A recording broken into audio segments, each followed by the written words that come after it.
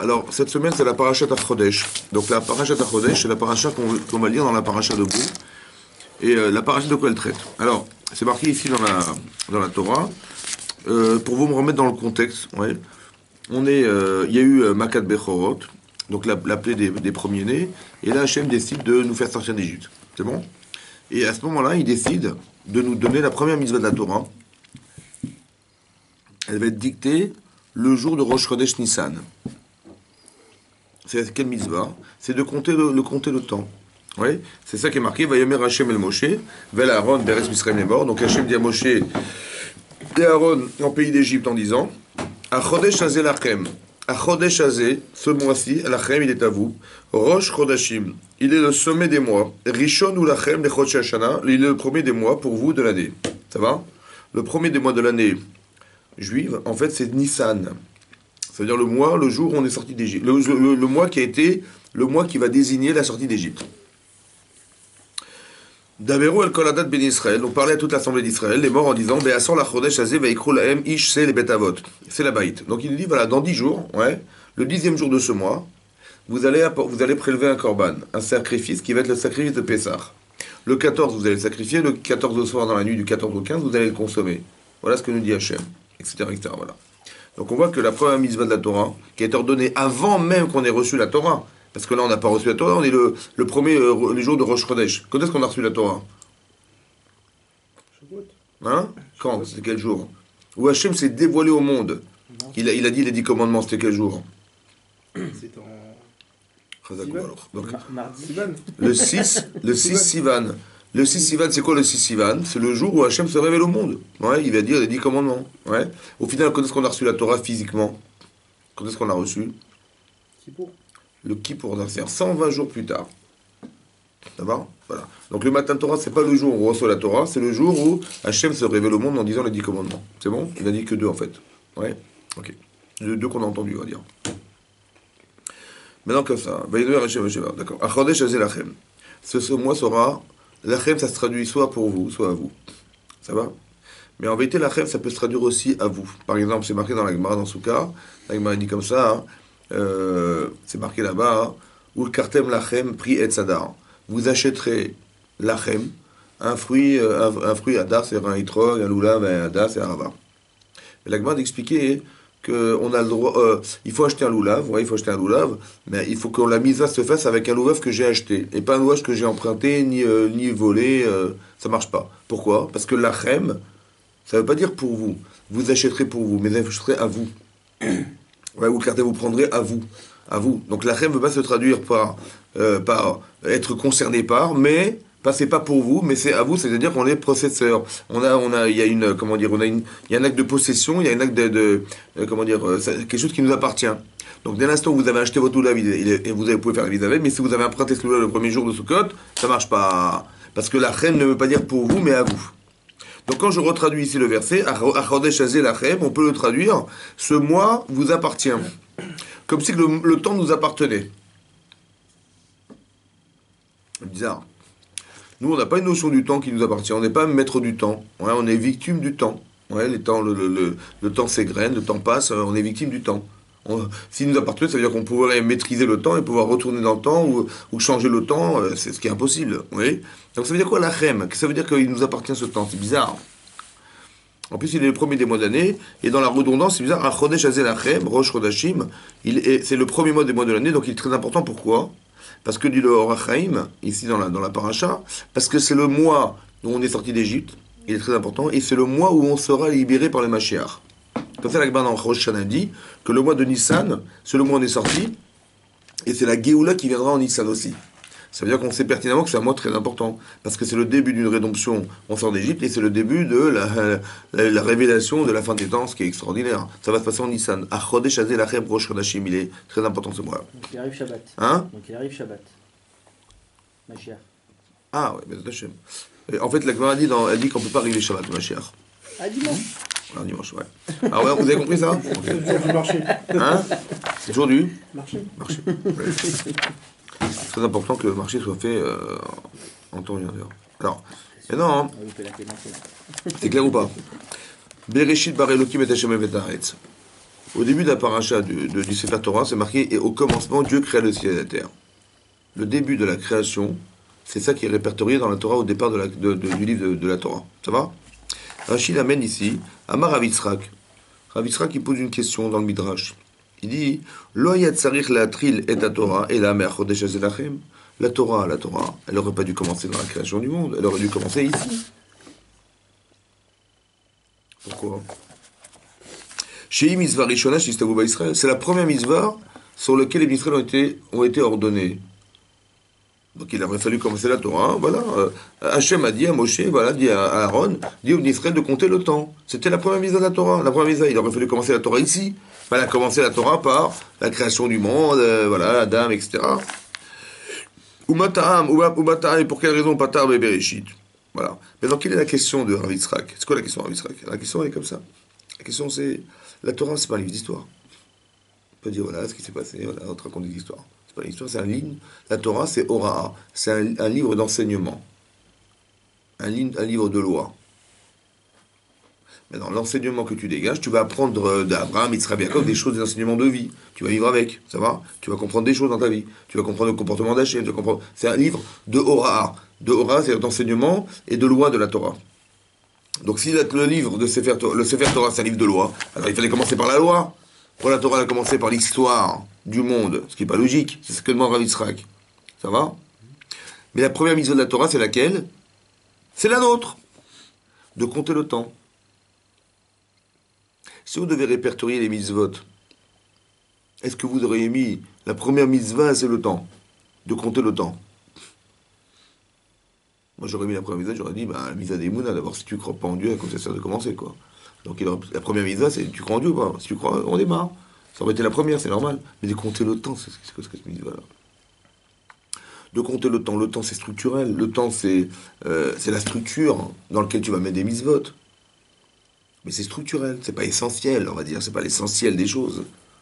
Normalement, l'essentiel c'est la Emouna, je sais pas moi, mettez filim, fait Shema, c'est des choses qui font partie de l'essentiel de la constitution de l'homme. Mais le temps, c'est quoi le temps? Le temps c'est structurel, ça veut dire il faut arriver à l'heure, il faut commencer les misotes à l'heure, et ça s'arrête là, ça commence là, ça s'arrête là, il y a Pessah, il y a les donc il y a une période donnée, donc dans le temps on va mettre des choses, ça va? Mais le temps, en fait, c'est une notion. Tu as un rendez-vous, on dit, tiens, on a un rendez-vous à 9 heures. On a créé le temps pour on puisse s'organiser dans sa journée. On a créé le temps pour calculer la vitesse du temps aussi. Combien de temps ça va te mettre? On va mettre tant de temps. Donc, mais c'est structurel, tout ça. C'est pas essentiel. Pourquoi la Torah, elle commence par le structurel et pas l'essentiel? Pourquoi la première mitzvah de la Torah, c'est celle-là? Ça va? Il faut comprendre en quoi c'est essentiel. En quoi de compter le temps, c'était essentiel. À Chodesh Hazelachem, sachez que il faut compter le temps. Avant de commencer les mitzvot, avant de commencer les Pessah et tout ça, d'abord sache que il y a un espace-temps dans lequel tu dois vivre. Pourquoi c'est important? Ça va? Je sais pas, parce qu'il y a besoin d'avoir un cadre de... Mais le cadre, c'est structurel, encore une fois. Ouais, il y a besoin d'avoir une structure pour pouvoir faire derrière ces lois. Et tu l'aurais mis en premier, toi? Et de comprendre ces enseignements. D'abord, est-ce que tu crois en Dieu avant de commencer la structure et avant de commencer à mettre des mitzvot dans ta vie? Oui, tu crois en Dieu ou pas? Alors, si tu crois en Dieu, il faut pas. La première mitzvah, d'abord, tu crois en Dieu. Ça va? La Emouna Tachem. Maintenant, tu crois, alors on va mettre la structure. Tu as envie d'aller à l'école ou pas? Oui, mais dans la Torah, il n'y a pas de chronologie. Non, dans l'ordre, la première mitzvah de la Torah. Il y a 613. Mais la première, c'est. D'abord, parle de l'essentiel dans la première. L'essentiel, pour moi, ça aurait été de parler de la Emouna Tachem. Est-ce que tu te sens concerné par Hachem ou pas? Oui. Alors si oui, alors on va faire les structures, on va faire le temps, on va mettre les mises dedans. Mais d'abord, la première chose, c'était pas forcément de structurer les choses. D'accord? Un enfant, il veut pas aller à l'école. Quand ça sert à l'école, ça sert à rien. Tu vois, on a fait l'école avec des horaires, avec des vaches, en plein du temps. Et tu veux pas envie d'y aller, il fait l'école missionnaire, ça sert à rien. D'abord, convainc-le d'y aller, après tu veux convaincre. Alors on va créer la structure. Vous avez compris? Mais je pense que c'était bizarre qu'on n'ait pas mis dans le bon ordre, a priori, selon la logique que nous, on a du temps. Ça va? En fait, le Rav Dessler, il parle de ça. C'est quoi le temps, en fait? C'est quoi la notion du temps selon Hachem, selon la Torah? Comment nous on conçoit le temps? Quelle conception on a du temps? La conception qu'on a du temps, c'est que, c'est une notion qu'on a inventée. La notion du temps, c'est une notion inventée, ouais, qui fait que, on arrive à s'organiser dans sa journée, on arrive à prendre des rendez-vous, on arrive à calculer des événements, des choses, Voilà, c'est ça le temps. Ouais, tu dis, voilà, c'est structurel. C'est comme ça qu'on conçoit. À part ça, on considère, nous, en fait, voilà, cette année, on est en 2018, l'année dernière, en 2017, il y a des événements qui sont répertoriés dans l'espace-temps de 2017, on peut les comptabiliser, on peut les mettre dans des livres, dans les journaux, dans les machins, voilà. Voilà, de l'année, du 31 décembre jusqu'au 1er janvier de l'année 2018, voilà ce qui s'est passé. Ça, c'est ça le temps. Mais en fait, ce temps-là, ben, tu ne peux pas le rattraper. Ouais. Ça veut dire que ce temps-là, il est passé. Ou ce temps, il est à venir. Mais c'est une notion.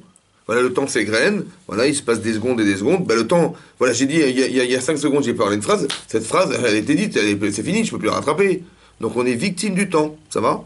Le temps ne m'appartient pas, on est victime du temps. Ça va? C'est-à-dire que moi, je suis fixe sur la Terre, nous sommes fixes sur la Terre, et le temps nous traverse. Et ce temps-là, on ne le maîtrise pas. Les actes passés sont passés. C'est vrai, c'est comme ça que ça se conçoit. C'est comme ça qu'on conçoit le temps. Oui.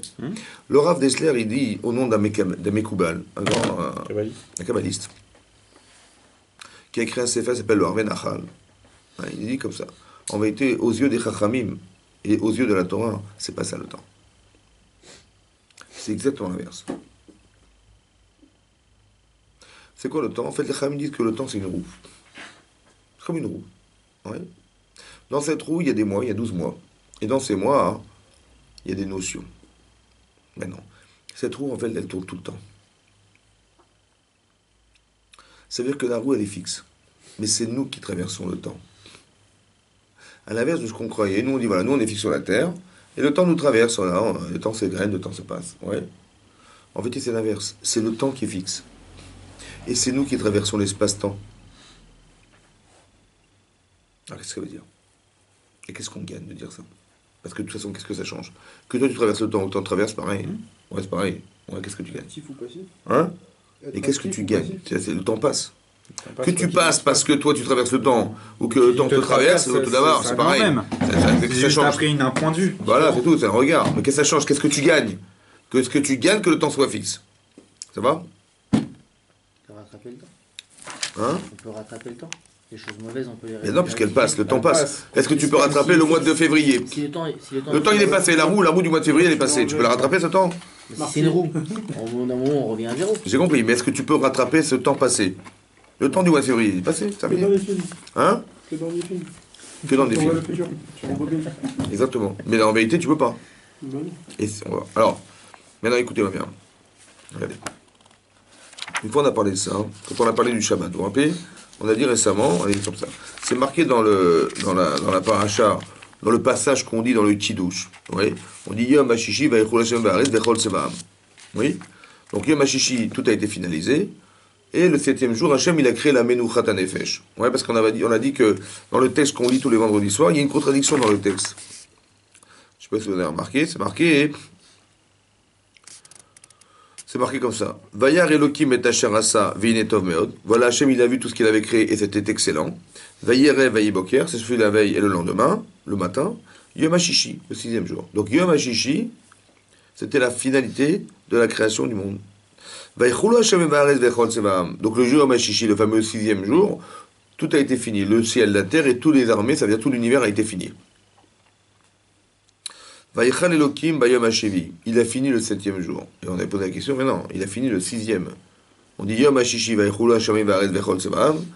Donc tout a été finalisé le 6 Kol Tzevaam. Toute l'armée d'Hachem, c'est-à-dire tout l'univers, tout ce qui constitue l'univers a été fini. C'est ça les armées. Et on dit Vayichal Elokim, il a fini Hachem Bayom HaShevi Melarto Asher Asa. Le travail qu'il avait fait le 7e jour. Mais là, il n'a rien fait le 7e jour parce que tout a été fini le 6e. Le 7e, qu'est-ce qu'il a fait Hachem? Il s'est reposé, il s'est arrêté.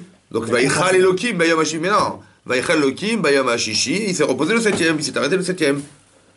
Oui ou non? Donc, ça veut dire quoi? Il a fini le 7e. Peut-être qu'il a contemplé le 6e jour, il a contemplé ce qu'il avait fait. Mais c'est de rien faire, de contempler, c'est de rien faire. Il a créé le repos. Voilà ce que l'Agma a dit. L'Agma a dit que Ba Shabbat va Menucha.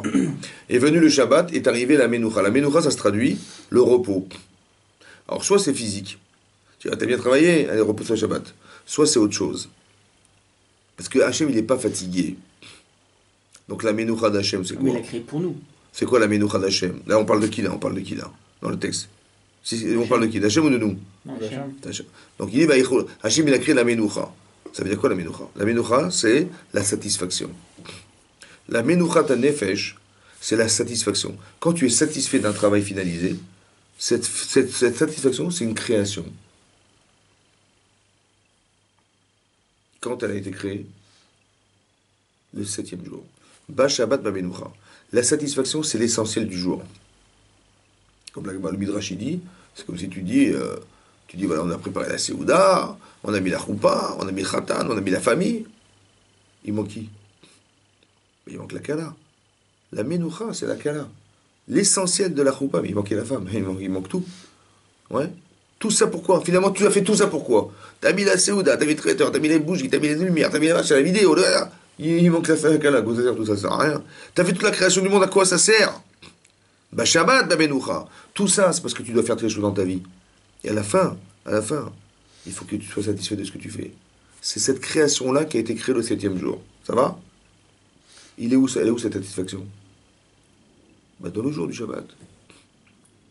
Ça va? Vaïvarech Elokim et Yom HaShivi. Vaïvarech. On a dit, il a béni le temps. Il a béni, Vaïvarech, il a béni le 7e jour. On a dit, mais c'est bizarre parce que tu peux bénir la nature, tu peux bénir quelque chose sur lequel il y a un impact de bracha. Quand tu manges une pistache, tu reconnais que cette pistache, elle t'apporte quelque chose. Ce qu'elle t'apporte, c'est une bracha. Elle te fait grandir, elle t'apporte des satisfactions, il y a quelque chose. Donc tu reconnais qu'Hachem, il a mis une bracha dans la pistache. En disant, Baruch Ata Hachem. Oui, non. Tu reconnais qu'Hachem, il m'a donné une bracha, que je peux avoir des enfants. Tu reconnais qu'il m'a donné une bracha de voir. Il a donné une bracha à la nature de pouvoir se multiplier. Oui, non. De grandir. C'est une bracha qu'Hachem, il a mis. Donc la bracha d'Hachem, elle s'applique sur quelque chose de concret. Elle a une application physique, la bracha d'Hachem. Mais de bénir le temps. De bénir le temps. C'est quoi le temps? C'est quoi le temps? C'est une notion. Le 7e jour, il a béni le 7e jour. C'est une notion. Mais comment tu peux avoir une application physique de la bracha d'Hachem dans le temps? Il n'y a pas d'application physique dans le temps. Alors ça veut dire quoi? Vaïvarech Elokim et Yom HaShivi. Ça veut dire quoi qu'Hachem il a béni le 7e jour? Ça n'a aucun sens. Oui, ça veut dire quoi? Bénir le temps. À part ça, il demande le Rav Dessler, il demande la Malorave, il a demandé, il dit, je ne comprends pas l'application de la bracha dans le temps. Et deuxièmement, la bracha d'Hachem, elle est infinie. Comment tu peux enfermer la bracha d'Hachem dans un espace-temps de 24 heures du Shabbat? Ça ne peut pas se contenir. Tu comprends? Alors on a expliqué comme ça. En contradiction avec ce qui est écrit. Bah oui, c'est bizarre comment ça marche. Alors on a expliqué, non. En vérité, la bracha d'Hachem, c'est une notion d'infini. Parce que la bracha, c'est quoi la bracha d'Adam? La multiplicité. Une bracha en entraîne une autre. Exactement. Ouais. Tu dis, voilà, je suis Mevarer, cette personne-là, Adam et Chava, en fait, il va sortir des milliards de personnes d'eux. Donc on voit qu'ils n'étaient pas tout seuls, il y avait des milliards. Mais la bracha qui Hachem, si Hachem n'avait pas dit pro au bout multipliez-vous, la bracha d'Hachem, il se serait rien passé. Oui, non. Donc la bracha permet de multiplier. Ça veut dire quoi multiplier dans l'espace-temps du Shabbat? Ça veut dire créer une notion de multiplication dans l'espace-temps. Ça veut dire la conception d'une chose qui ne s'arrêtera jamais, la notion de l'infini, oui, en vérité, ça a été créé le jour du Shabbat. Comment? Parce que Dieu, il a béni le temps.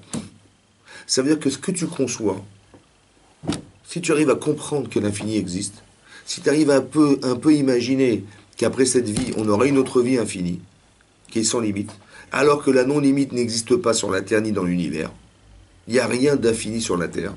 Ça n'existe pas. Donc comment tu arrives à comprendre l'infini si ça n'existe pas? C'est pourquoi? Parce qu'Hachem, il a béni le temps du 7e jour. Il a béni le 7e jour, il a enfermé dans un espace de 24 heures qui s'appelle le Shabbat, la notion de bracha d'infini dans l'espace-temps du Shabbat. Donc, quand toi tu passes par la case Shabbat, tu peux concevoir l'infini. Ça va? Sinon, ça n'aurait pas été possible. C'est-à-dire, la Torah, elle n'aurait servi à rien parce que de toute façon, ça n'amène à rien. Tu n'aurais pas pu atteindre le monde futur parce que c'est pas conceptualisable. Vous comprenez ça? Ça veut dire que j'apprends un principe de base d'ici. Que c'est quoi la notion du temps? C'est que Hachem, il a créé des jours, il a créé des mois, il a créé des notions qu'il a introduites dans le temps. Ça va? Un autre exemple, vous allez comprendre. Toutes les exemples que je vais vous donner pour que vous compreniez ce que ça veut dire. C'est marqué dans la Gemara, c'est marqué dans la Gemara de Rosh Hashanah. La Gemara dit il y a 10 jours de pénitence entre Rosh Hashanah et Kippour. Aseret Yemei Teshuvah. Mais là-bas, c'est des jours spéciaux.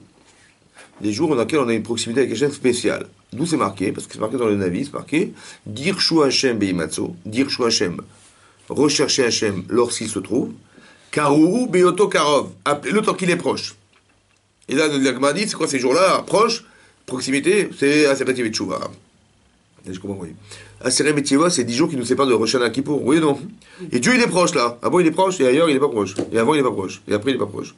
Il est peut-être plus proche à ce moment-là pour qu'on essaie de faire Teshuvah. Très bien. Avant Kippour. Très bien. Essaie de comprendre, madame. Hachem, il est partout ou pas?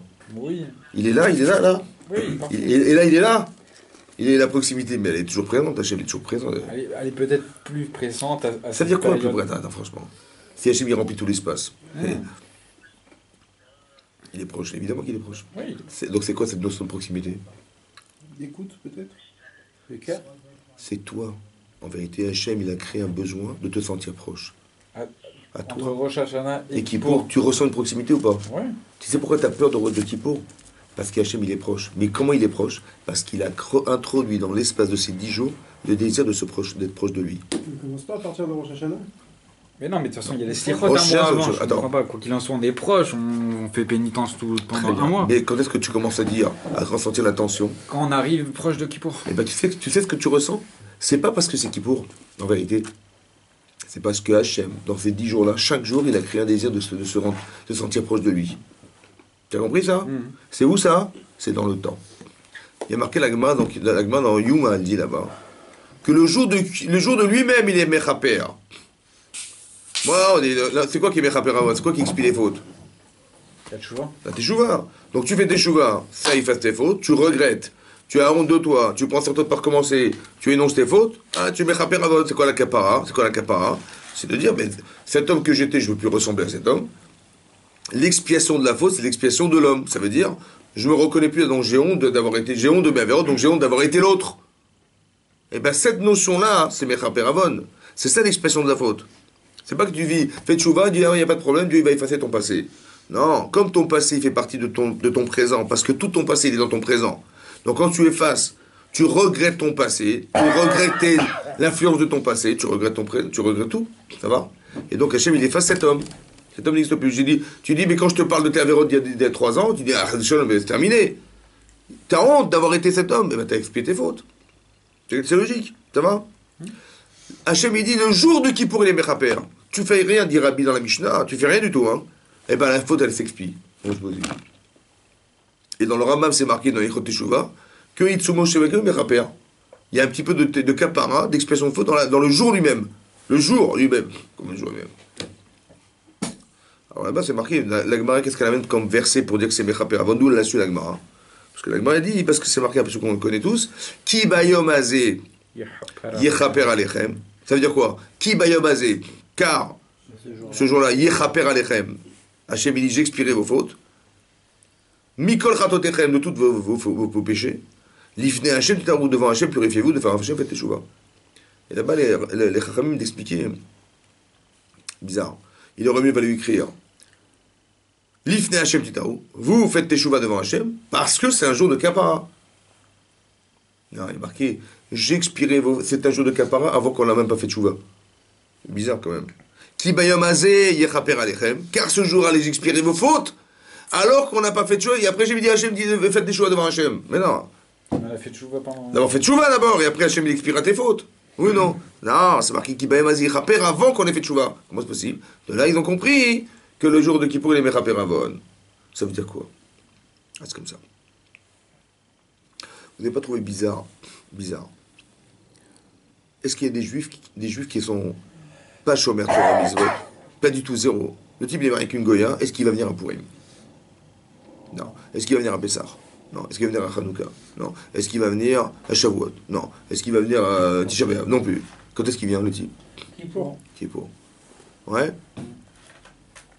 Pourquoi il vient à Kippour? Parce qu'il a peur de quelque chose. Il a peur de quoi? il a peur de quelque chose, L'épée Damoclès. ou bien il dit c'est le jour du grand pardon. Ouais, Dieu nous pardonne. L'épée dans l'année, c'est pardonné. C'est pardonné. Il n'y a pas de C'est vrai ou remise pas en question, mais non. Alors, est-ce que c'est Les logique? gens, ils sont... Le type, il est marié avec Christine. Ouais. Il dit à Christine, écoute ma Ouais, moi, ça chérie, m'énerve, ces gens. je suis désolé. C'est pas vieux, frère. Le type, il est marié avec une Goya, ouais. Il va dire à sa femme, écoute, excuse-moi ma chérie, ce jour-là, c'est un jour très très important pour nous. Il faut que j'aille à la synagogue. Allez écouter le chauffard. Ouais. Bon. Pourquoi c'est important? Parce que Dieu nous pardonne. Mais demain, il va continuer le type ou pas? Si un type, dans une entreprise, un type lui fait un coup pareil, il le vire. Ouais, mais lui, il dit monsieur le patron, je suis désolé, je vous ai fait perdre 10 000 euros, mais bon, les 150 000 euros de l'année dernière aussi, vous me pardonnez. Et le type, il continue tous les ans, il fait perdre 150 000 euros à l'entreprise. Et un jour spécial, où un jour on fait un pot de rencontre, et le type, il dit, j'espère qu'il va me pardonner, patron. Il est malade, le type. Évidemment que si tu demandes pardon aujourd'hui, c'est sincère. Ne commence pas à dire oui, pardon, et puis demain tu recommences. C'est logique ou pas? Alors qu'est-ce qu'il veut le type? Pourquoi il vient qui pour alors? Pourquoi il est débile? C'est vrai, il est débile. Tu comprends pas? Puis il vient à Tu sais pourquoi il... 18h30 pour écouter le chauffeur Disney. Exactement, il s'en va. Mais qu'est-ce qu'il fait? Comment ça se fait que monsieur il a été attiré à la synagogue que ce jour-là? Parce que Dieu met quelque chose sur tête depuis Parce que dans Hachem, il a mis dans le jour de Kippour une kapara. Ça veut dire quoi? La kapara, c'est tout à coup, il ne sait pas pourquoi il l'a tiré vers la synagogue. Que c'est qu'il avait fait Teshuvah? Tu comprends pas? Ce petit coup de pouce, c'est Hachem qui l'a mis dans le jour de Kippour. C'est pour ça que tu verras que ces jours-là, ce jeudi-là. T'as compris ça? Ça veut dire que dans le temps, il y a quelque chose. Il y a quelque chose, il y a des notions. Ces gens-là ne vont pas faire tchouva, ils vont pas revenir vers la religion. Ça Peut-être, leur donne envie de changer. Je vais te dire comme ça, écoute, t'as raison, mais Hachem, il va pas faire le boulot pour toi. Il va t'aider. Ouais. Il va enlever un petit peu. Ça t'aide. Maintenant, à toi de faire le reste. T'as compris? Il peut pas faire tout le travail. Ça va rester. Oui. En fait, il aurait dû rien faire, en fait. Non. Donc ne t'étonne pas. Il t'a fait un petit coup de pouce. C'est super. Ouais, Oui, très bien. Mais en vérité, ça explique un phénomène incroyable. Que ces types-là, ils vont venir qu'à Kippour. Mais comment? Ils sont inspirés par la synagogue. Mais c'est comme c'est qu'ils ont dit, ah tiens, ils se remettaient en question. Comme c'est qu'on avait un petit peu enlevé de la lourdeur en lui. Et le type, il dit, bah tiens, quand même, la synagogue, tu vois, tu lui vois sa femme? Il dit, ah, mais la synagogue, il n'est même pas contredit, tu vois. Mais comment ça fait qu'il a pensé à la synagogue? Parce qu'Hachem, parce que dans l'espace-temps dans lequel il se trouve, il ne le sait pas, lui. C'est qu'Hachem, il a un peu enlevé de la Goya. Tu as compris ce qui se passe? Et Tim, comme il disait, peut-être cet élan-là, il va l'aider. Alors Hachem, il dit, je profite de l'occasion. Mais ça fait partie de l'espace-temps de Kippour. Le jour de Kippour est Mechapé Avon. Vous avez compris ce que ça veut dire? C'est qu'Hachem, il a introduit dans l'espace-temps des notions. Pessah, c'est la liberté. Qu'est-ce qu'on fait le Pessah? Bon, on mange des matzot, on mange du Maroc, on raconte la sortie d'Égypte, mais pourquoi faire? On fait Kéilou, comme si on était aux sorties d'Égypte aujourd'hui. Nous, on croit que c'est... Bon, on se rappelle de l'histoire, on se rappelle de... En vérité, peut-être pas. Peut-être que la sortie d'Égypte, c'est le moment le plus puissant qui a été vécu dans le clan Israël de la notion de liberté. C'est quoi Kippour? C'est le jour où a dit Hachem, alors qu'on avait fait le veau d'or, la Gemara dit dans Shabbat, c'est quoi pour Hachem le veau d'or? Aux yeux des Chachamim, c'est comme si que le type, il s'est marié aujourd'hui, on est en pleine séouda du mariage, et la femme, elle va tromper son mari. C'est exactement comme ça qu'on a fait, qu'Hachem, il reçoit, il percute avec la Vodazara, le veau d'or qu'on a fait. Est-ce que tu penses que ton mari va te pardonner? Hein? Est-ce qu'on avait une chance de croire que... Tu sais ce qu'il a fait Hachem? Il a dit je vous pardonne. Ça va? Et on va recommencer ensemble. Ça va? Quand est-ce qu'il a dit ça? Le jour du Kippour, le jour du Matan Torah, il a dit à Moshe, Salarti Kitvarecha. J'ai pardonné comme tes paroles, ça veut dire qu'Hachem il a dit, c'est quoi ce jour-là? Mais c'est le jour le plus fondamental de la Teshuvah qu'on ait pu atteindre un jour. Il n'y avait aucun espoir de s'en sortir. Donc on a fait une Teshuvah de malade mental ou pas? Et la caparade était énorme ou pas? Et bien ce jour-là, il va être cristallisé à tout jamais comme le jour de Kapara. Parce je pense qu'on n'a jamais atteint un niveau pareil. C'est-à-dire que dans l'espace-temps de Kippour, il y a le Kippour, il y a la Kapara qu'Hachem il a mis le jour où il a pardonné qu'à Israël. Tu vois ou pas? Qu'est-ce que ça change? On a dit, mais qu'est-ce que ça change? Qu'Hachem il ait mis des notions dans le temps que tu traverses. Ou bien que en vérité, le temps te traverse. Toi, tu es fixe sur la terre, le temps te traverse. Nous, qu'est-ce qu'on pense, Abraham? Bon, on est sur la terre. Eh bien, le temps passe. Oui ou non? Khamim dit non. Le temps, il est fixe. Et toi, tu traverses le temps. Mais qu'est-ce que ça change? Que tu traverses le temps, le temps traverse, c'est pareil, le temps passe. On dit non. Si Hachem, il a mis des notions dans le temps, Et cette notion, en vérité, elles étaient ancestrales déjà. Mais elles sont dans le temps. Elles ont été construites un jour. Elles sont dans le temps. Est-ce que toi, tu aurais voulu être le jour où Hachem a dit, c'est l'article qui va après, tu aurais voulu être devant Moshe Rabbeinu et devant la Torah en disant, Hachem dit, voilà, je vous annonce, Hachem vous a pardonné. Tu aurais voulu être ce jour-là? Tu aurais voulu être le jour où Hachem a dit, on va prélever le Corban de Pessah et vous allez sortir d'Égypte. Tu aurais voulu être ce jour-là? Tu aurais voulu être le jour de tous les espaces-temps qu'on a vécu dans l'histoire? Tu aurais voulu être là? Ouais. Et bien, c'est pas perdu. C'est pourquoi? Ça revient. Parce que tu repasses par la case de l'événement qui a été vécu. Ça veut dire que la nostalgie du temps, elle n'existe pas dans la Torah. Puisque tu peux, si tu veux, tu peux la revivre. Si tu te écoute-moi bien, si tu te conditionnes intellectuellement et émotionnellement à la notion de liberté, le moment le plus propice pour te sentir libre et de comprendre ce que c'est d'être libre, c'est Pessah. C'est le mois de Nissan. Tu as compris? Parce que dans l'espace-temps de Pessah, il y a une notion de liberté qui a été incrustée là-dedans, qui ne bougera plus jamais, c'est terminé. Comme on a incrusté la capara de Kippour, comme on a incrusté la proximité de la chef dans les Aseret Yemei Teshuvah, comme dans Hanouka, comme dans tous ces mois-là de l'année, il y a quelque chose d'incrusté dedans. Comme Shabbat, il y a la Menoucha.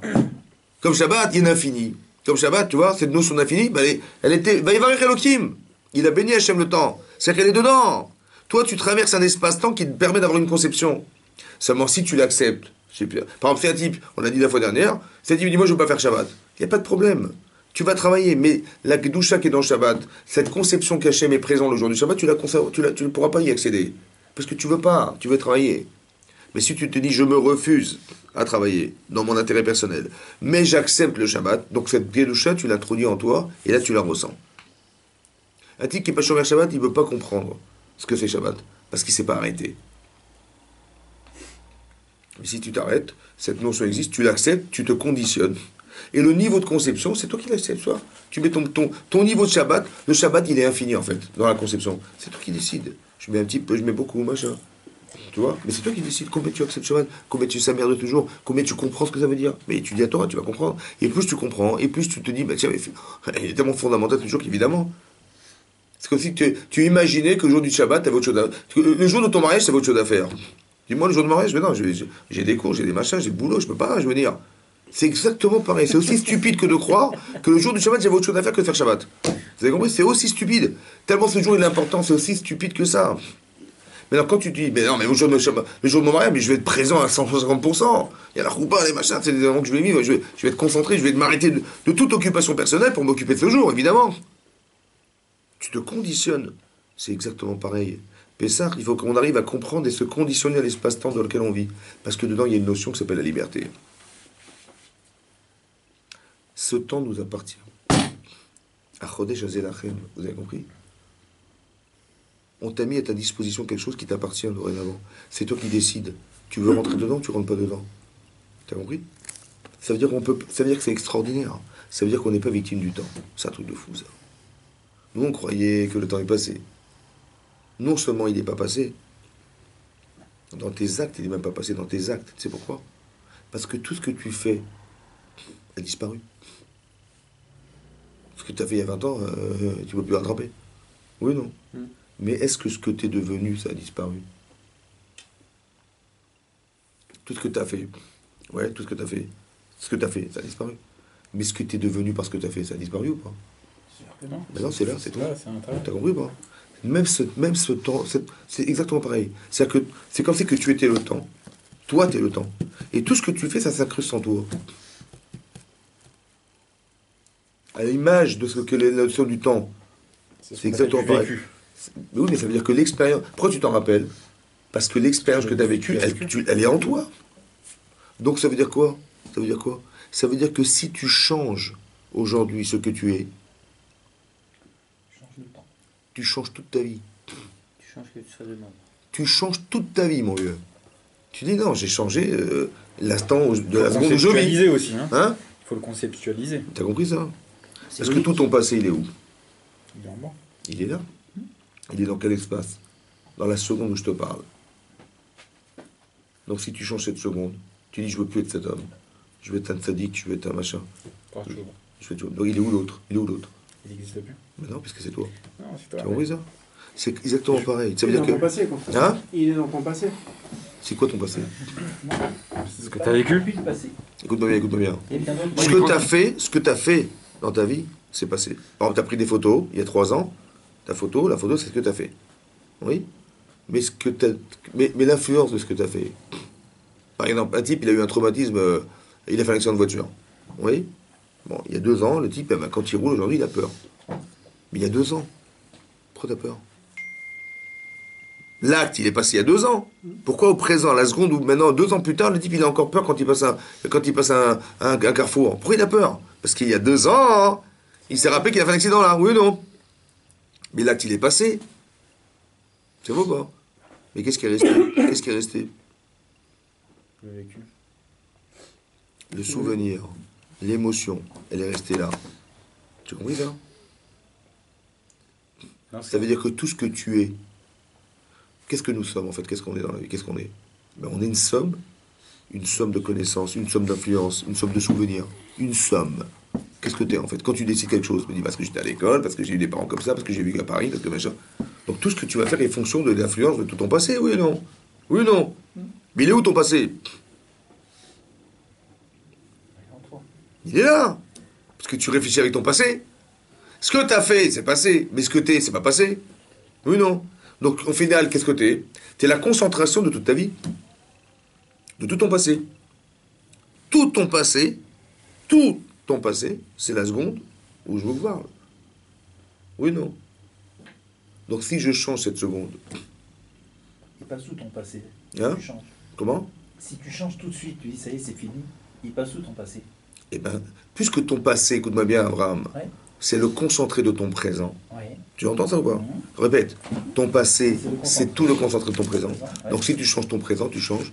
Tu changes C'est. le passé. Et donc Mais le passé il disparaît pas. Il va être dur, on va quand même peut-être. écoute-moi bien, Abraham, on s'est pas compris. On s'est pas compris. D'accord. Le passé, c'est pas tes actes.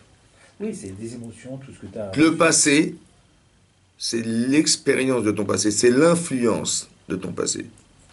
Donc, L'influence. t'es plus sous influence. Tu changes l'influence ou pas? T'as dit je ne veux plus maintenant. Oui. Ou je veux oui faire. Je veux faire la mitzvah, je veux plus faire la vera. Donc tu. Donc qu'est-ce que tu as gagné? T'as pas changé ton passé. Tu as changé l'influence que représente ton passé. Eh ben, donc tu es libre ou pas maintenant? Tu es libre ou pas? Oui. Avant tu l'étais pas, tu dis ah c'était dur la vera, j'ai encore dans la main. Dépendant de ton passé. Hein? Tu étais dépendant. Tu es indépendant de ton Non, passé. tu étais. Voilà. Et maintenant. Mais de quel passé tu parles? De quel passé tu parles? Des émotions. du passé. Exactement. Pas des actes. C'est ça qu'on appelle le passé, mon chéri. Ouais, c'est- Nous, on croyait, parce qu'il y a 2 choses à comprendre. Ouais. Quand Il y a tu, l'acte, quand tu vas à il y a l'école, pas- on te dit, à l'école, quand tu vas à l'école, on dit, tu sais, il y avait le passé, il y a le présent, le futur. Mais ce que nous, on catalogue comme étant le passé, c'est le souvenir c'est l'acte passé. Tu dis, il y a 3 ans, j'ai fait ça, il y a 5 ans, j'ai fait ça, il y a 10 ans, j'ai fait ça. J'ai fait ça. Mais tout ce que tu as fait, c'est présent. Donc il faut bien nuancer dans ton cerveau entre ce que tu as fait de ce que tu es devenu par ce que tu as fait. Ce que tu es devenu, tu le portes en toi. Au présent. Ça va? La preuve, c'est que tu te rappelles. Ah, t'as vu un moment heureux, bah, tu repasses, dis, tiens, on a passé des bonnes vacances ici, tu vois.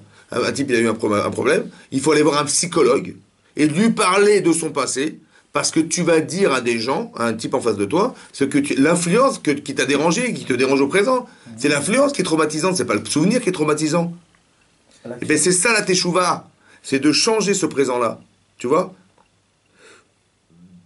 Tu comprends pas? Et c'est exactement la même chose. Hachem, il a un espace-temps dans lequel il a mis des notions à l'intérieur. Comme toi, ton espace, c'est toi. Et dedans, tu mets quelque chose dedans. C'est ce qu'on appelle la conscience. Ça veut dire que de la même manière que tu n'es pas victime du temps, parce que tous les ans, tu repasses par la case Pessah, tu n'es pas non plus victime de ce que tu es. Tu peux pas dire, ah mais Rav, vous savez Rav, avec tout ce que avec la route que j'ai fait toute ma vie, laissez tomber, Dieu me pardonnera jamais. C'est une bêtise humaine. T'as compris maintenant? Parce qu'en vérité, tout ce que tu as fait, on s'en fout, tu peux pas le rattraper. Comme si Kachem, il allait me dire, hé, tu te rappelles la Vera d'il y a 10 ans? Eh voilà, va la chercher. Comment la chercher? Fais tes chouvars, va la chercher. Mais je peux pas la chercher. On t'a pas demandé d'aller la chercher. On t'a demandé de changer d'influence du passé. On t'a pas demandé d'aller chercher tes actes passés. On t'a jamais demandé. Tu te dis, il dit, mais Rav, mais j'arriverai jamais. J'arriverai jamais. Hachem, il me pardonnera jamais. Mais de pas de quoi? Bah, avec tout ce que j'ai fait derrière, il me pardonnera pas. Comme si, quand t'avait demandé, toi, d'aller cavaler là-bas, tu dis, non, je regrette, je vais là. Et comme je peux pas les ramener, donc Dieu ne pardonnera pas. Ouais, ça qu'on pense. Mais on t'a jamais. Mais tu sais pertinemment que Dieu, il sait pertinemment que tu pourras jamais rattraper tes actes passés. Donc c'est pas ça qu'il t'a demandé en faisant tes chouvas. Et donc, tu n'as pas besoin de dire, ah, mais je pourrais pas les rattraper. Et tu me pardonneras pas parce que je peux pas les rattraper. Et du coup, est-ce que quelqu'un qui Si fait tu- tchouva, il doit oublier ce qu'il a fait? Pas oublier, non, ça veut être un repère. D'accord. Pour Écoute-moi bien. devenir, pour Écoute-moi faire bien. tchouva, Quand il t'as doit fait- devenir quand- mieux que ce qu'il Quand était tu auparavant. as fait une lourdeur dans ton boulot, tu vas l'oublier. On te dit, non, non, il faut pas que je dise, parce qu'il faut pas que je recommence. Hein. Donc, tu en as besoin, évidemment, tu en as besoin. Les leçons que tu tires de tes erreurs du passé. Mais cette erreur du passé, elle t'amène à te dire, dorénavant, je suis un type bien, parce que je sais que je ferai plus d'erreurs. Ça s'appelle de la compétence. Mais tu tires des erreurs, mais cette erreur, elle est en toi ou quoi? Et autant que la correction, elle est en toi. Parce que quand tu as un type qui te demande conseil, tu diras, attention, faut pas faire gaffe, fais ça. Ah, d'où tu sais? Parce que la satisfaction de la réponse permet de pouvoir enseigner la réponse aux autres. Mais pour ça, il fallait qu'il y ait un contraste entre l'erreur et la réussite. Mais l'erreur, tu l'as en toi, et la réussite, tu l'as en toi. Seulement, tu n'es plus victime de l'erreur. Parce que la satisfaction de la réponse, elle t'amène à plus te tromper. Mais ça, c'est en toi. Ça s'appelle de l'expérience. Mais c'est pareil, le temps. C'est exactement pareil. Cette expérience, elle t'appartient. Ben oui, parce que tu peux la conseiller. Mais c'est pareil, le temps t'appartient. Ça veut dire que tout ce que j'ai mis à chef dans le temps, c'est pour toi que je l'ai mis. Mais juste que tu te conditionnes, tu t'acclimates à cet espace-temps. Ça dépend que de toi. Tu as compris? Tu veux faire Pessah correctement, tu veux faire Shabbat correctement, tu veux être impliqué dans Kippour. Si tu te conditionnes, tu peux exactement arriver à la madriga de la personne qui est sortie d'Égypte. C'est un truc de fou, quoi. Parce que l'intensité qu'on a mis dans Pessah, c'est celle qui a été vécue un jour au maximum dans l'histoire. Le Yom HaShevi de Pessah, c'était Kriyat Souf. Mais si tu arrives à te conditionner à ce jour-là, tu peux exactement revivre les mêmes sensations. C'est un truc de fou. Tu n'as rien perdu. C'est ça la différence entre si je traverse le temps ou le temps me traverse. Si c'est le temps qui traverse, ben c'est du passé déjà. C'est ancestral. Mais si c'est moi qui traverse le temps, mais non, je repasse par la case Pessah, je repasse par toute la concentration du passé au maximum qu'il y a eu un jour. Donc ça t'appartient, tu décides, oui ou non, c'est toi qui décides, tu as compris? C'est-à-dire qu'on n'a rien perdu, c'est un truc de fou, quoi. On n'a rien perdu. Achodesh Hazelachem, n'oubliez pas. Achodesh Hazelachem, ce temps vous appartient. C'est une façon de voir. Vous avez compris? Attends. Ben, il y a une autre façon de voir. C'est quoi le temps? Le Rav Dessler, il dit comme ça. Alors, je vais vous l'expliquer autrement pour qu'on comprenne mieux ce qu'il a dit. Peut-être, comme ça. Quand on était dans le ventre de sa mère, oui, qu'est-ce qu'on faisait? Bon. Hein? On dormait. On dormait. Alors, sache que l'Agma en Ida, d'Aflamed, elle dit là-bas que dans le ventre de sa mère, il y a un ange qui nous apprend la Torah. Et même les scientifiques disent aujourd'hui que bizarrement, les connexions cérébrales qu'un embryon il atteint dans le ventre de sa mère, on ne les a jamais trouvées du vivant d'un homme. Les connexions cérébrales. On sait calculer les connexions, on voit les. Il me dit jamais une vitesse incroyable et tout le cerveau il fonctionne. Alors que quand il est, le type il naît, après au maximum, il n'utilise que à peine 10% de son cerveau. Ouais. Mais le maximum c'était. Alors ils ne comprennent pas, il est bizarre. Mais nous on sait pourquoi. Parce qu'on apprend la Torah. Avec des anges, un ange, ouais. Un ange invisible. On apprend la Torah avec lui.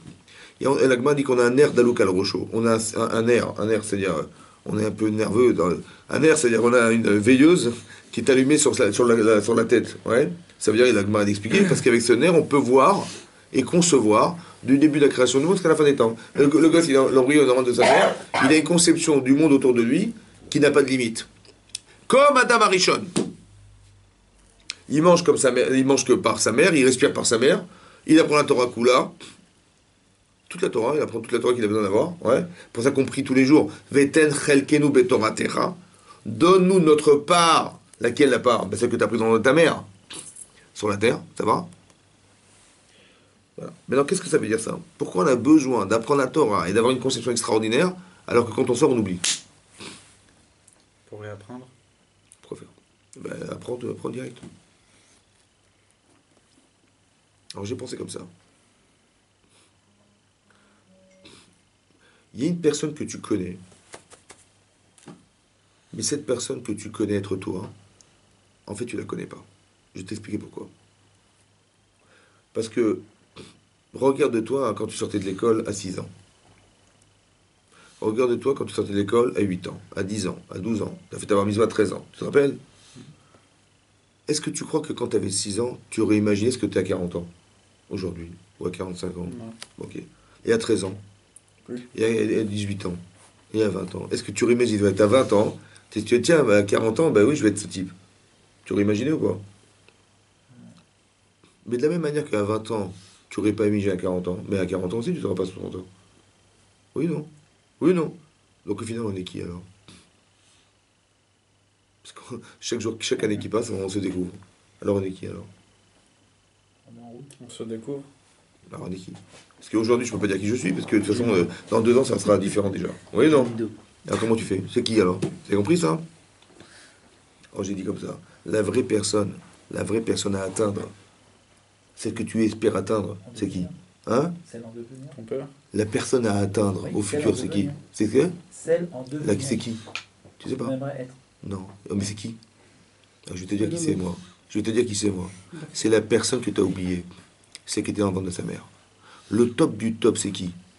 Mais c'est lui, en fait. Il a...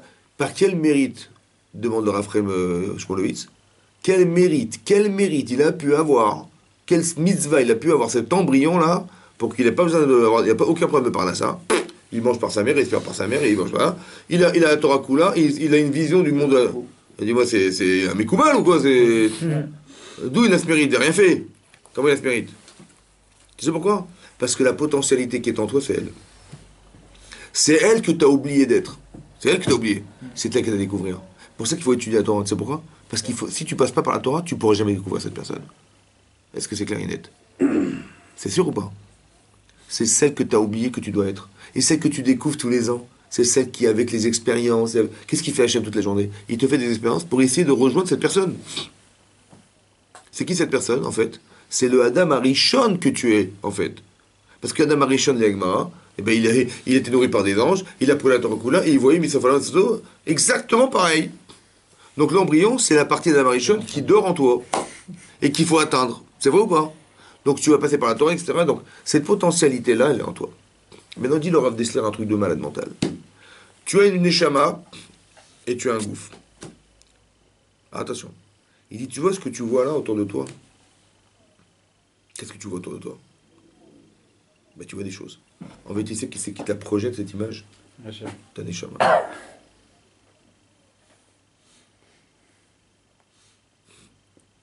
Il dit, c'est comme le cinéma. Le cinéma. C'est quoi le cinéma? Tu as des bandes avec du son. C'est quoi une bande? Tu as une bande. Combien il faut d'images pour faire une seconde? 24. 24 images secondes. Il faut 24 images pour faire un mouvement d'une seconde. Mais alors qu'est-ce qui se passe quand tu as une bande comme ça? Tu as des images. Et tu as un projecteur qui envoie par projection l'image de la diapositive sur le mur. Il y a 24 images qui passent. Et qui tourne comme ça fait un mouvement. Tu sais ce que le mouvement que tu vois autour de toi? C'est que ce qu'on appelle le temps, qui sont des secondes, qu'on détermine comme étant des secondes. Ouais, en vérité, il dit, c'est pas ça le temps. C'est ce que c'est le temps? Le temps, c'est les images que tu sors de toi, qui sont des expériences de ta vie. Comme si Hachem, il avait mis en toi quelque chose, qui s'appelle ton histoire. Et ce que tu vois autour de toi, avec tous les gens qui sont autour de toi, c'est ton histoire personnelle qui est à l'intérieur de toi-même, et qui ressort. Maintenant, écoute-moi bien.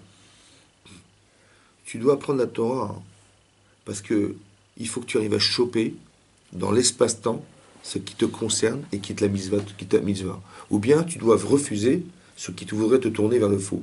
Mais ça, tout ça, c'est en toi. Tu dis, tu vois, il se passe des secondes, tu vois, 1 seconde, 2 secondes, 3 secondes. Nous, on dit c'est des secondes. En fait, non, ce sont des images qui sortent de toi. Ces images-là, c'est ta réalité. Nous, on a quantifié ça comme des secondes, mais en vérité, ce sont des images qui sortent de toi. Achodesh Azelachem, c'est le temps. C'est quoi le temps? C'est les opportunités qui sont dans l'espace que tu ressors, qui, quand tu les chopes, ouais, cette chose que tu as attrapée, elle va au monde futur. Tu as compris ou pas? Par exemple, tu fais une Seouda, Jonathan, ouais? Cette image, elle était en toi. Elle est sortie. Tu aurais pu faire autre chose aujourd'hui. Tu aurais pu voir un film à la télévision. C'est dommage parce que l'image qu'on aurait voulu que tu ressortes, elle était passée devant un téléviseur. Tu as compris? Eh ben, c'est perdu. Ça veut dire que, par contre, tu as fait une Seouda, on a fait un Dvar Torah. Comme si tu avais pris en main cet espace-temps, ce temps t'appartient. Lequel? Celui d'avoir organisé l'espace dans lequel on vit. Et c'est ça que tu vas retrouver à la fin de ta vie. Parce que dit la Gemara dans Brachot, a dit, quand quelqu'un disparaît, il meurt. Ouais. Autant que quand il fait une mitzvah, il crée un ange. C'est quoi un ange en fait? C'est quoi l'ange? C'est quoi l'ange? Parce que là-bas, le Zohar, c'est marqué dans le Zohar, ouais, que quand Avram il a fait la Akedat Yitzhak, ouais, il a failli faire le sacrifice de son fils, qui c'est qui l'a arrêté? Un ange. Un ange. Il a dit stop. Demande le Zohar. D'où il sort cet ange? D'où il sort cet ange? C'est Hachem qui l'a envoyé? Il dit il sort de la mitzvah d'Abraham. C'est l'ange d'Abraham. C'est l'ange que Abraham il a créé en faisant la mitzvah qui lui dit stop. Mais écoute-moi bien. Quand tu dis qu'il y a des anges défenseurs et des anges accusateurs, ouais, oui non. Mais c'est qui nous accuse? Mais c'est la Avera que j'ai fait qui m'accuse. C'est la Avera que j'ai... Comment dire, quand je fais une mitzvah, je crée quelque chose de spirituel, et ben ça m'encourage. Tu dis, tiens, j'ai envie de faire des mitzvot. En vérité, c'est l'ange que tu as créé qui te pousse à faire. Et l'inverse aussi est vrai. Quand on fait une Avera, il y a comme quelque chose de spirituel, il dit, bah, tiens, pourquoi pas encore aujourd'hui? Il revient, ou bien il accuse. Il dit, ah, tu vois ce qu'il a fait? Comme le Satan, il va accuser Abraham, il a pas amené Corban. Mais c'est quoi? C'est sa faute, en fait, qu'il accuse. C'est l'ange qui l'a créé en ne faisant pas, ou en faisant le contraire. Quand quelqu'un il refuse de faire une mitzvah, il fait pas une mitzvah, mais il a créé un ange négatif, parce qu'il a pas fait. Et quand il a fait, il a créé un ange. Mais dans l'intensité qu'a le défenseur, c'est l'intensité que toi tu mets dans la volonté, dans ta volonté spirituelle, de ton âme qui sort de toi et qui... C'est ça l'image. Vous avez compris ou pas? Soit tu chopes la bonne image, soit tu chopes la mauvaise image. Et à la fin de ta vie, tu vas récupérer les images que tu as créées. Et tu vas vivre dans l'espace spirituel de l'image que tu as créée. C'est l'Olam Haba ou le Gehinam. Vous avez compris ou pas? L'Olam Haba, le monde futur, c'est quoi? Le monde à venir, c'est le monde que tu as créé toi-même. En fait, c'est le monde que tu as créé par tes propres anges. Vous avez compris? Quand on dit Allah Léolamo, il était dans son monde. Qu'est-ce que c'est son monde? Et Léolamo dans son monde. Oui, parce qu'effectivement, quand je fais une mitzvah, je crée un ange. Et cet ange-là, il est canalisé comme un espace que je crée pour moi. Et je vais me retrouver avec mes actes. C'est là que Brachot a dit, quand un ami meurt, ses anges le précèdent. Parce qu'il va retourner en vérité vers les actes qu'il a choisi d'être. Comme si que la conscience que j'avais était fonction des actes que j'avais décidé de faire. Et je vais retrouver cette conscience un jour dans ma vie. Et c'est répertorié comme des actes de mitzvah ou d'avera. Comme ça, on a dit une fois dans le cours, on a dit, ouais, la Mishnah dans Sanhedrin, elle dit là-bas, que Kol Israël yesh lahem chelek l'olam haba. La Mishnah dans Chelek, là-bas, dans le 11e période de Sanhedrin, c'est marqué Kol Israël, tout Israël, yesh lahem chelek, a une part, l'olam haba au monde futur. Donc tout Israël. Et juste après, c'est marqué Velouen shem lahem chelek. Et voici ceux qui ne vont pas. Je comprends pas, tu m'as dit tout le monde y va. Il valait mieux écrire. Il y a des exceptions. Non, il valait mieux écrire. Voici ceux qui vont, voici ceux qui n'y vont pas. Mais quand tout le monde y va, ça ne veut rien dire de dire voici ceux qui n'iront pas. Parce que tout le monde y va. Alors qu'est-ce qu'on apprend? Alors j'ai compris comme ça. En vérité, c'est comme ça. Tout le monde y va. Tu sais ce que c'est que le Gehinam, Adam? C'est l'enfer. C'est quoi? C'est l'enfer, c'est la souffrance. Écoute-moi bien. Si un type, il n'est pas religieux, il est anti-religieux. Il n'est pas religieux, ou bien il est anti-religieux. Ça va? Tu dis, viens, on va à l'Yeshiva. Il dit quoi? Mais je vais vomir. Jouer les types avec les papiers, je ne peux plus avoir. J'ai les boutons. Ça va? Le type, il va arriver au Gan Eden. Parce que tout le monde va au Gan Eden. Mais c'est ça le Gan Eden. Mais quand il va voir ça, comment il va sentir? Il va vomir. C'est ça son Gehinam. Le type, il est au Gan Eden. C'est à l'inverse de ce. T'as compris ou pas? Puisqu'il a construit l'inverse dans son cerveau. Ouais. Mais il va y aller au Gan Eden. Mais quand il va aller, mais c'est son Gehinam, ça, mon vieux. Parce qu'il dit, mais c'est pas là, j'aurais voulu aller. Mais en vérité, c'est quoi ça? C'est toute l'influence de tous ces actes, en fait. C'est tous ces anges, toutes les influences de ces actes qui sont en lui. Et que le type, il va se retrouver là où il n'aurait jamais voulu aller. Mais tout Israël va au Lamaba. Tout Israël là-bas. C'est Rachid me dit, on va tous y aller. Il me dit, mais si tu t'es adapté au monde futur, bah, tu vas être un homme heureux au monde futur, et si tu n'es pas adapté, tu vas être un homme malheureux. Mais c'est ça, en vérité. Que quand tu fais des actes, tu crées des anges. Tu crées une notion spirituelle. Maintenant, d'où elle vient, hein? Comment? C'est une vision rose du Gehinam qu'on a, quoi. Mais c'est ça l'objet du Gehinam. Mais attends, doucement. Parce qu'on parle de l'infini. Hein. C'est-à-dire que tu peux avoir un plaisir infini. Attends, écoute-moi bien, je vais t'expliquer un truc, pour que tu comprennes. Il y a un Midrash Rabbah qui dit comme ça. Quand Hachem, le jour du matin de Torah, du don de la Torah, il a dit, j'ai un cadeau pour vous. Si vous faites des mitzvot. Il a dit, l'Olam Haba, le monde futur. Ouais. Alors les ministres, ils ont dit, donne-nous une dougma, un exemple sur terre de ce que ça peut vouloir dire. Il dit, je vais vous donner le Shabbat, qui est Me'ain Olam Haba, à l'image du monde futur, mais qui est Shishim, ouais, un 60e de ce que peut vouloir dire l'Olam Haba.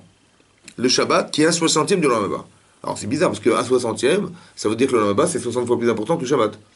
Alors qu'on sait que le Olam Haba, Ein Sof, il n'y a pas de limite. C'est infini. Alors c'est quoi le Shabbat? Ouais. Alors on l'a compris comme ça. Un 60e. Le plaisir peut-être. Hein? Le plaisir. C'est quoi un Plaisir 60e? infini. Ah, c'est comme ça. Il y a une halakha. C'est quoi un 60e? On l'a vu dans la Gemara en Choulin. C'est juste une échelle. La Gemara en Choulin a dit comme ça. Besoin de- Si par exemple quelqu'un, Chazé Shalom, il a fait tomber du lait dans la viande. Il est en train de faire un tagine, et par accident, il est tombé du lait. Ouais, si- Maintenant, il a rempli un verre de lait, un petit verre de lait, et là, il a basculé, son gosse, il a poussé, et là, le lait est tombé dans la marmite. Bon, tout le lait est tombé dans la marmite. Bon, tu sais exactement, voilà, t'as vu, qu'est-ce que tu fais? Il y a du lait dans la viande, qu'est-ce que tu fais? Tu mesures. Alors tu mesures. Parce qu'il y a un principe que le goût, il s'annule dans 60 fois sa quantité. Le goût, il s'annule dans 60 fois sa quantité. Par exemple, il faut calculer le volume de la marmite. Enfin, ça calcule. Ouais, comment tu calcules le volume de la marmite? Hein? Quelques mathématiques. Comment tu fais? C'est simple, en fait. Comment tu... le même verre, je compte. Non. Le volume du marmite, le volume de la marmite, le volume. Tu combien il y a dans une marmite? Il y a 5 litres, 10 litres. Non, le volume de la marmite, vide.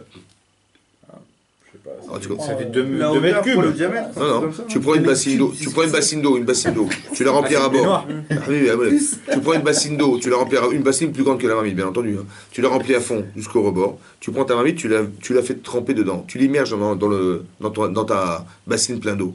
Tout l'eau qui va sortir, c'est le volume de la marmite. Et là, tu vas recalculer le volume en fonction de l'eau qui est sortie. Donc c'est la marmite.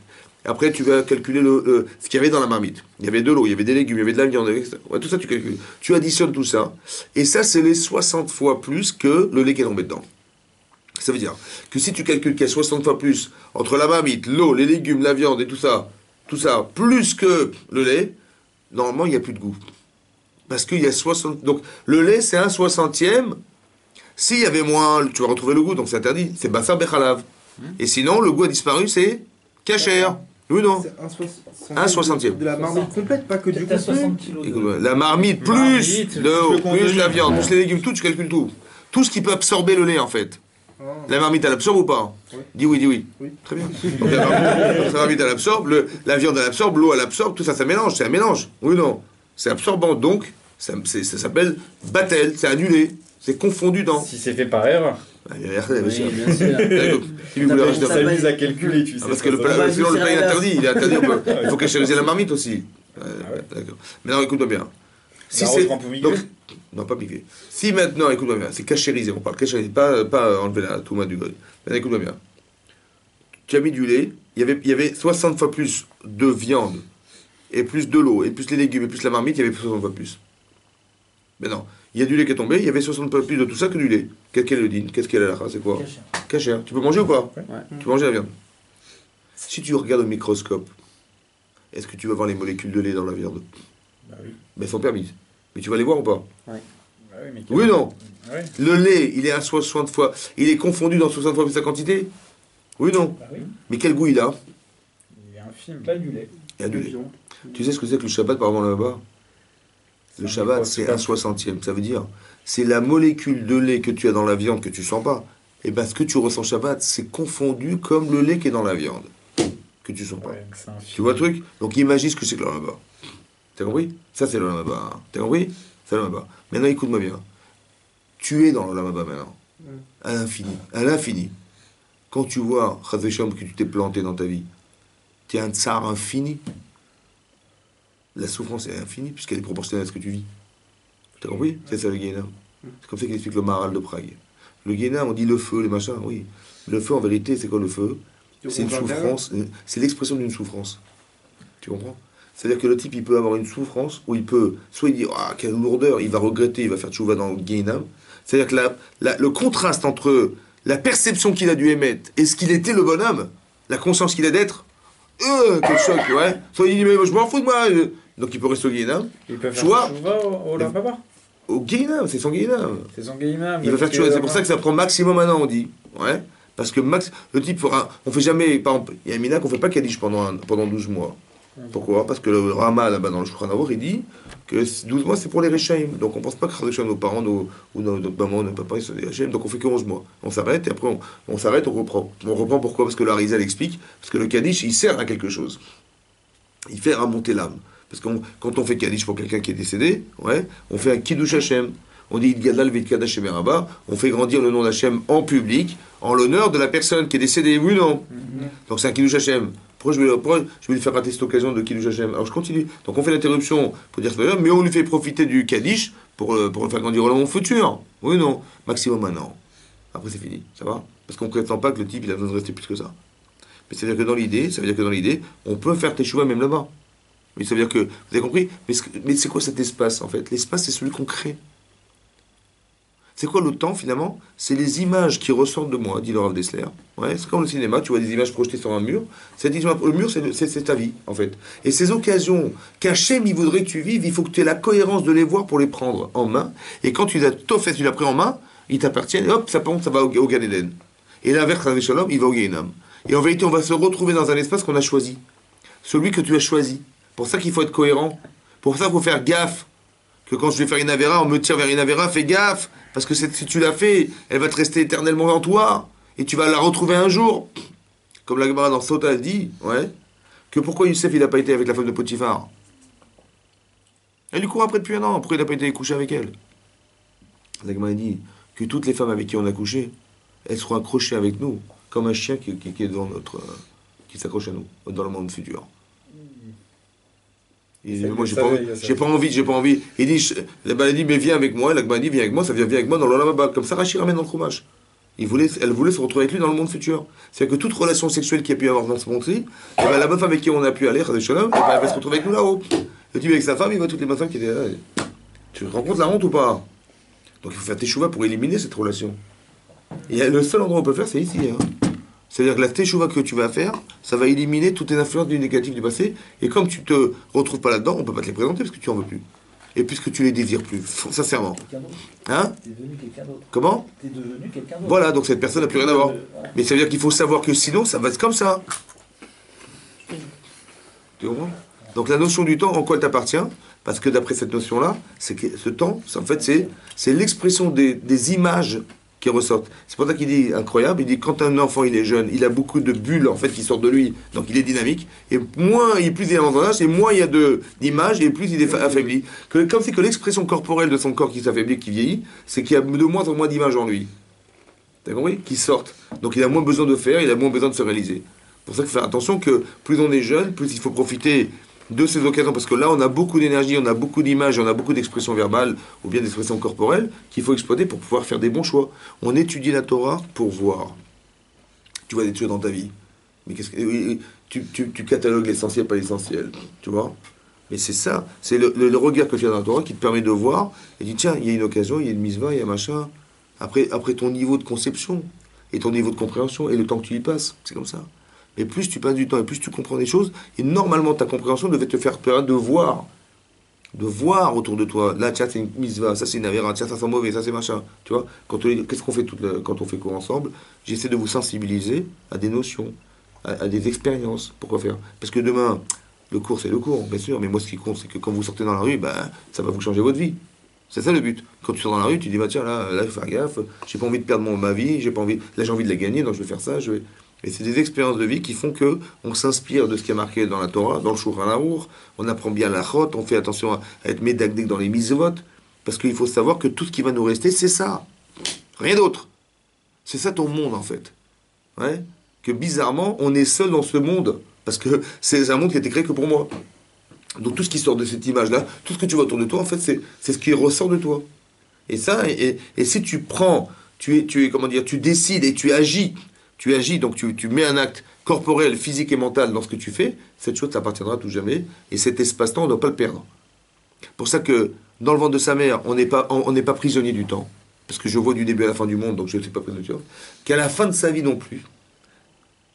Mais quand on est sur terre vivant, on a le souvenir du passé, c'est vrai, on a la conscience du présent, mais on ne sait pas l'avenir. Tout à coup, c'est bouché.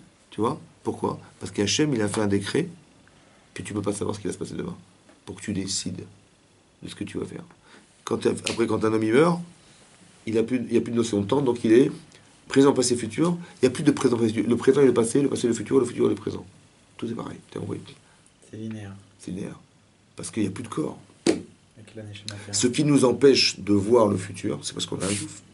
Mais dans ta neshama, tu peux ou pas? Bien sûr. Donc avant que tu naisses, tu as ta neshama, et après qu'on disparaisse, on a notre neshama. Donc là, on n'est pas prisonnier du temps. Le seul moment où on peut exploiter cet espace-temps, où il m'appartient ce temps, c'est là où tu es vivant. C'est pour ça qu'il faut faire très attention que nos enfants, on leur fasse comprendre cette notion-là, que le présent est très important, que l'essentiel, c'est ce que tu vas faire dans ta vie au présent.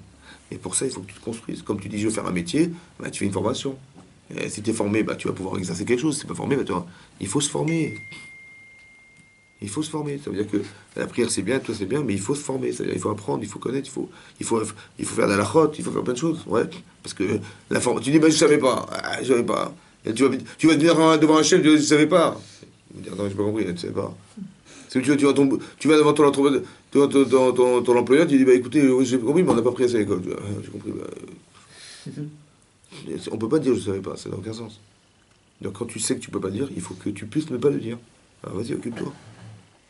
Et plus tu seras performant dans ça, et plus tu auras une qualité de mise qui sera différente, et ton lama, il sera aucun rapport.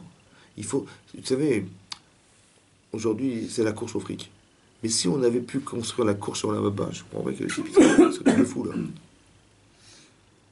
S'il y avait de la concurrence, on dit qu'est-ce qui va arriver le plus loin ou la baba? Allez, misvat, machin, tu vas prendre la misvat. Si c'était comme ça, mais on aurait un dynamisme fou. C'est marrant parce que c'est exactement l'inverse. Pourtant, le monde futur c'est éternel et la vie elle durera ce qu'elle durera. Et entre les deux, on a choisi ce qui va durer le moins longtemps. C'est bon, hein? Alors que logiquement, on aurait dû se consacrer à l'essentiel, c'est-à-dire à ce qui est l'éternité. Alors il faut qu'on ait cette conscience. Bien qu'elle n'est pas évidente parce qu'on ne l'approche pas parce qu'on a un corps, en fait. C'est notre corps qui nous fait oublier que c'est comme ça. Malheureusement, l'inconscience est fait du gouffre.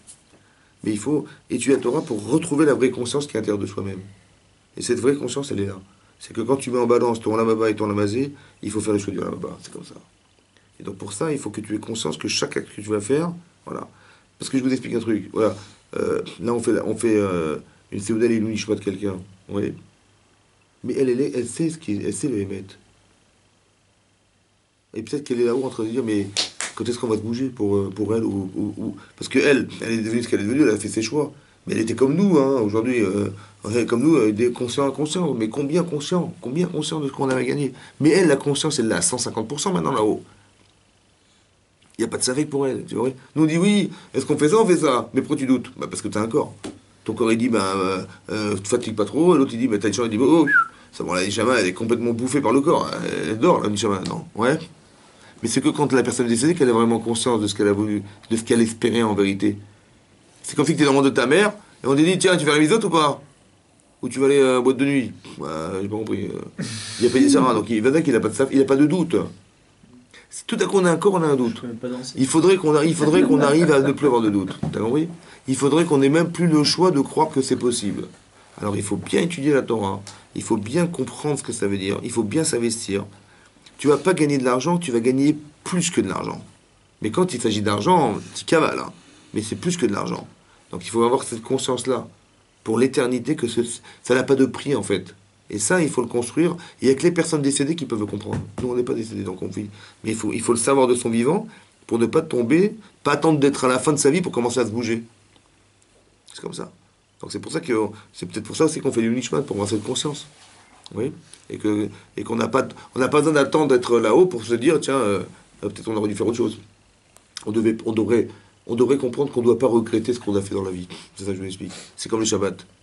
Tu rentres dans le Shabbat, ta semaine est terminée. Tu dis, voilà, maintenant je peux rentrer en Shabbat tranquille. La menuchat hanefesh. Il faudrait qu'on arrive à construire sa vie pour ne pas regretter et de pouvoir rentrer dans le monde futur en étant, je sais que j'ai réussi ma vie. Tu vois, je regretterai de ce que j'ai fait. Tu vois, ça se réfléchit, ça. Voilà, tu sais que tu as un programme sur X années, 60 ans de vie encore. Tu dis, dans 60 ans, qu'est-ce que je vais faire dedans? Et tu vas structurer ta vie pour que dans 60 ans, tu dis, voilà, je peux partir tranquille. Tu vois, mais ça se réfléchit, ça. C'est comme tu fais des études, tu dis voilà, je suis en 6e, en 5e, 4e, 3e, mais enfin il faut que je passe mon bac. Mais tu vois, c'est structuré, c'est pensé, c'est réfléchi. On peut dire, bah, attends, on vit sa vie, on attend que ça se passe et on verra. Non, il faut que tu réfléchisses. Il faut que tu aies un petit programme. Quand je vous dis chaque semaine, fais même Rachi en français, on s'en fout. Mais tu vas comprendre des choses. Et tu vas, même si tu comprends pas tout, c'est pas grave, tu sais. Et après, tu peux commencer à réfléchir. Et voilà, et avance, et fais un peu d'halakha, un petit peu d'halakha, fais un peu de machin. Avance. Mais tu sais quoi, si tu passes même un quart d'heure par jour, c'est rien un quart d'heure. Un quart d'heure, c'est quoi un quart d'heure? 10 minutes. 10 minutes par semaine, ça fait plus qu'1 heure. 1 heure par mois, ça fait 30 heures. 30 heures par an. Hein? Ça fait 4.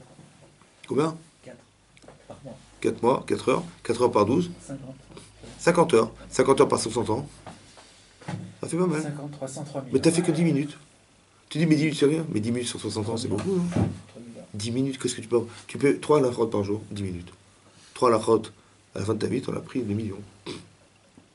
Et je dis que 10 minutes. Hein. Donc il faut, c'est ça. Et les gens ils disent, non, 10 minutes, c'est rien, 10 minutes, c'est rien. Mais tu t'arrêtes. Voilà, et si tu fais. Et si tu. Au lieu de voir un film à la télé, tu vas te distraire à la télévision. Ok. Ça a duré 1h30, mais 1h30. Tu peux faire 1h30, c'est extraordinaire, 1h30. En fait, c'est un peu comme mettre cette film le matin, ça prend 10 minutes. Et tu peux avoir, tu sais quoi, moi, je te dis, on va faire un Kollelman ici, on va étudier tout ça. Tu sais ce qu'il a dit le Gaon de Vilna, quand il était mourant, il a vu cette site. Combien ça coûte ce site? Pas cher. Site Kazan ou... Combien ça coûte? Hein? 10 euros. Tu peux avoir le Olam Abba avec 10 euros. Et quand tu es là-haut, pour des milliards, tu n'auras pas tes sites. Parce que c'est fini après. Et aujourd'hui, on peut avoir le monde futur avec 10 euros. C'est dommage. C'est pour ça que je dis, il faut bien comprendre ça, il faut bien, ça soit bien rentré dans votre cœur, que voilà, je sais où est l'essentiel, je sais le truc. Parce que je vais expliquer, si cette intensité n'est pas en toi, tes enfants ne le ressentiront pas. Tu ne parleras pas de ça. Et tes gosses, ils peuvent mal tourner parce que de quoi tu parles. Quand tu rentres à la maison, tu parles de tes ennuis, de tes frites, de ton machin, des devoirs, des trucs. Ouais. Et l'esprit, l'essentiel n'est pas là. C'est dommage. Donc si tu veux que tes enfants ils soient dans la continuité de ce que tu espères, pas que tu vas regretter quand ils vont rencontrer des filles et des machins, après tu vas te dire mais c'est de quoi tu parles à la maison, tu vois, oui.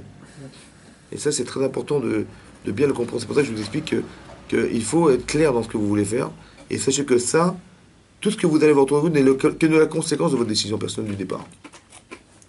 Il faut être dans la Torah pour que nos enfants soient dans la Torah. Parce que ton fils et ta fille, ce sont des feuilles vierges. Il n'y a rien dessus. Donc si tu parles pas de ça, il n'y aura rien inscrit. Donc après, ne t'étonne pas que le gosse il va faire, mais il fait, ah mais on est juif, je comprends pas, qu'est-ce qu'il fabrique là? J'ai compris, mais tu parles de judaïsme dans ta vie, tu parles de... Bah oui, c'est ça le problème. C'est d'où l'importance du Shabbat, c'est le seul. Mais tout, qu'est-ce qui est important? Tout est important. Il ne faut pas négliger les choses. Mais la conscience de l'importance dépend de, justement, de la considération que tu lui donnes. Pas regretter. Pas dis pas. De repos, vraiment, tu prends le temps de. Tu sais, moi je connais des gens, les pauvres. Le type il dit à ses enfants, écoutez, on est juif, mais oh, c'est bon. T'es à la maison, mais dans la rue, pas de kippa, pas zéro, quoi. Oui, non. Après le type il vient me voir, il me dit, vous savez, il pleure le type, qu'est-ce qui se passe? Il dit, voilà, ma fille, elle fréquente. Mon fils. Il fréquente une femme qui n'est pas juive dans mon entreprise, et il va se marier avec elle, elle a 3 gosses. Et mon fils, il n'a même pas 23 ans. Il dit, ouais, comment je vais faire? Il est comme un fou. C'est sa faute. Je dis, bah ouais, mais quand tu dis à tes gosses, tais-toi. Oui. Après, lui, dans sa logique, il dit, mais on est juif, en fait, on est juif comment? On est juif dans le nom. L'autre, elle est portugaise, moi je suis juif, c'est pareil, c'est une nationalité, une identité nationale, c'est tout. Mais non, mais il y a plus que ça quand même, tu vois. Après, tu dis, mais non, mais on est juif. Je dis, oui, mais c'est juste maintenant que tu en parles. Le Tzara, tu fais pas le boulot, il va s'en occuper tout seul. Hein. C'est comme ça. C'est vierge. C'est toi qui mets c'est moi qui mets les cases, c'est toi qui mets les points, c'est toi qui mets les trucs. Donc faire attention, c'est pour ça qu'il est construit. C'est pour ça que Chodesh Hazelachem, ce temps vous appartient, il faut l'exploiter. Chazak ou Baruch. Chazak ou Baruch.